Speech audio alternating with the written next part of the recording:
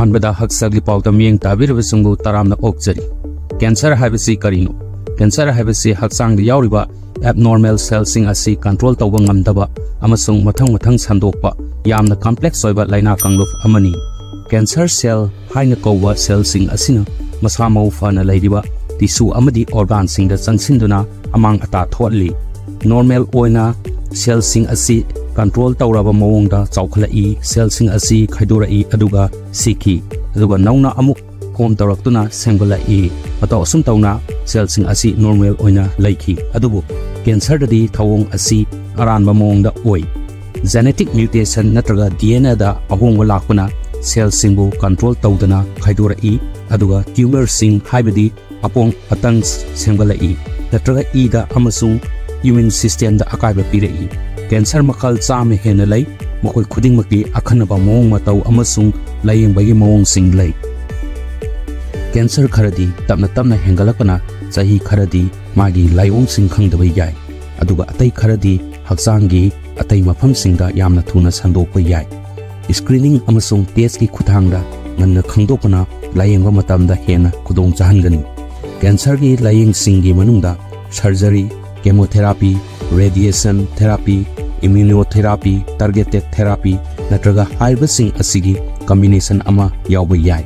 medical science ki research and advancement na laina asigi maramda hena khangnaba thingnaba amasung layengnaba kan hotnari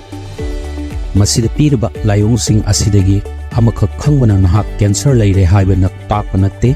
Laiyongsing asi ayambana yamna luwa condition singna thoganbani adum oinamak masina cancer oirabadi ngallinga da section thorang lawduna doctor singna tanaba yamna maru oi ahanbada arumba hanthaba maram chadana kilogram 3 dagi manga phawo natraga masidagi henba arumba hanthaba asi cancer gi ahanba kudam singi manungda ama oiba yai tasengna haibada cancer patient 40% na hai madudi makoina ahanba oina cancer na nare haina khanglakpa matamda makoida maram chadana arumba hanthaba thengakhi arumba hanthaba asi maru oina esophageal lungs stomach natraga pancreatic cancer laiba mioisingde yamna common oi cancer cells singna healthy cells haibadi masama uphaba cells singdagi energy hena darkar oi maram aduna na ke hakchangna normal oina laibadagi hena rest laiba matamda calorie hena thadorapa yai masigi matakta cancer cells singna na ke metabolism function singda sokhanba posak sing thadorai amasung na ki appetite haibadi saning thakningba control toriba hormone singda akaiba pi maduna makhatana arumba hantali ani subada numidangda natraga ahingda layau tawba natraga umang yamna thokpa sahi yamnaba nupi sing maroina sahi 50 gi mathakta laiba aduga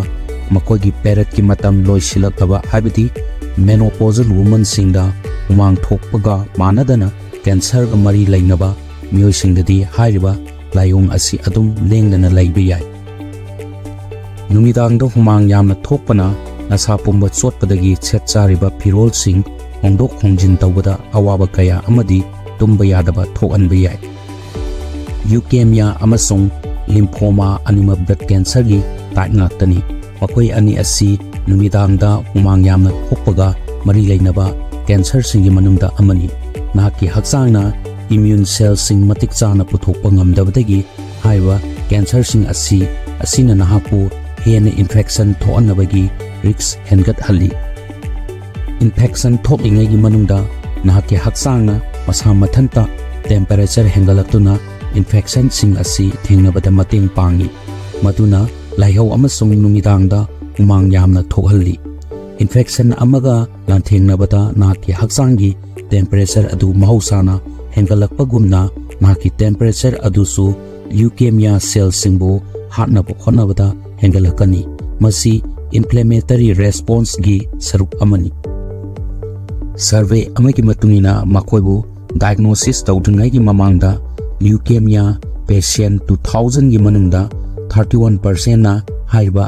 night sweats habadi numidangda humang yamna thokpa asi achoba layong ama oina report tawki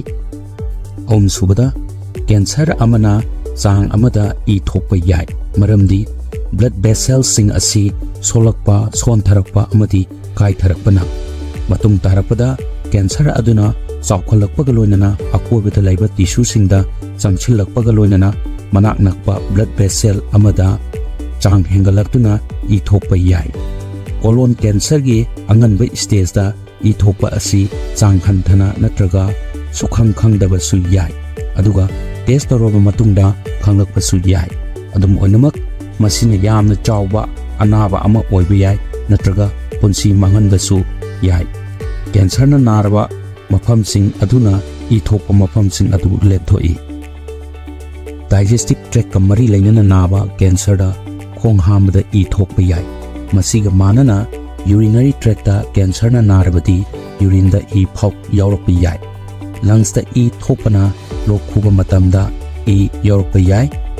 marisuda lumps haibati hakchang da matanguma thorakpa yamna nungaiba paw amana haiba matang sing asi kudong thiningai oidi amasung thawai waningai su oidi maramdi haiba matang lam asi makhal ani lei ahanbada benign lam